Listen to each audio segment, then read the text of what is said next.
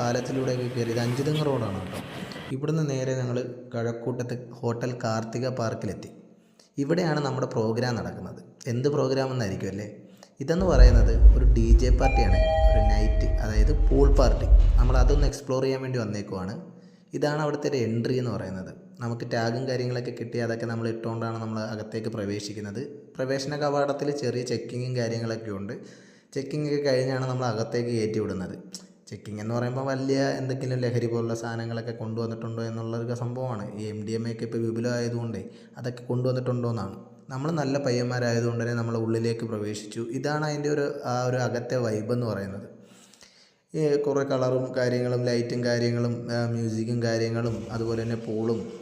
ഞങ്ങൾക്കൊരു കോംപ്ലിമെൻ്ററി ആയിട്ട് ബിയർ പറഞ്ഞിട്ടുണ്ടായിരുന്നു. ടിക്കറ്റ് നിരക്ക് 800 രൂപയാണ് വരുന്നത്. അതിനോടൊപ്പം ഒരു ബിയർ നമുക്ക് കോംപ്ലിമെൻ്ററി ആയിട്ട് കിട്ടും. അപ്പോൾ അത് മേടിക്കാനുള്ള നിപ്പാണ് നമ്മളിത്. നമ്മുടെ കയ്യിൽ ചെറിയൊരു ടോക്കൺ തന്നിട്ടുണ്ട്. ആ ടോക്കൺ അവിടെ കൊടുക്കുന്ന സമയത്ത് അവർ അറേഞ്ച് ചെയ്തേക്കുന്ന സ്ഥലത്ത് നിന്ന് നമുക്ക് ആ ബിയർ എടുത്തു തരുന്നതാണ്.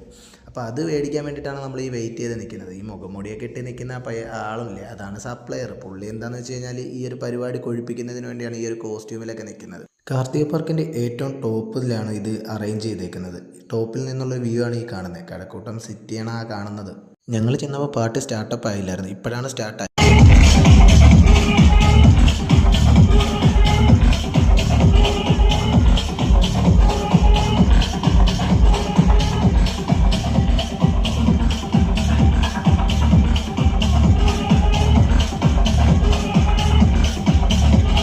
എന്നെ ഏറ്റവും വിഷമിപ്പിച്ചത് ഓൾഡ് മങ്ക് ഒരു പെഗ്ഗിന് 250 രൂപ വാങ്ങി ഗൈസ് പെർ ഹെഡ് 800 രൂപയാണ് നമുക്ക് ഒരാളിൽ നിന്ന് ചിലവായത്. ഞങ്ങൾ 2 പേരാണ് പോയത്.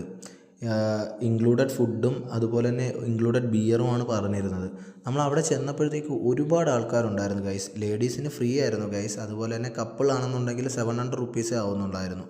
അല്ലെങ്കിൽ നമ്മൾ സിംഗിൾസിനൊന്നും ഒരു വിലയില്ല ഗൈസ്. പിന്നെന്താ ഒന്നും നോക്കിയില്ല, പൂളിനകത്ത് ചാടി 2 ഡാൻസൊക്കെ കളിച്ച് നമ്മൾ പാർട്ടി എൻജോയ് ചെയ്ത് തുടങ്ങി ഗൈസ്. എൻ്റെ ഈ നീന്തൽ പ്രകടനങ്ങളാണ് നിങ്ങൾ ഇപ്പോൾ കാണുന്നത്.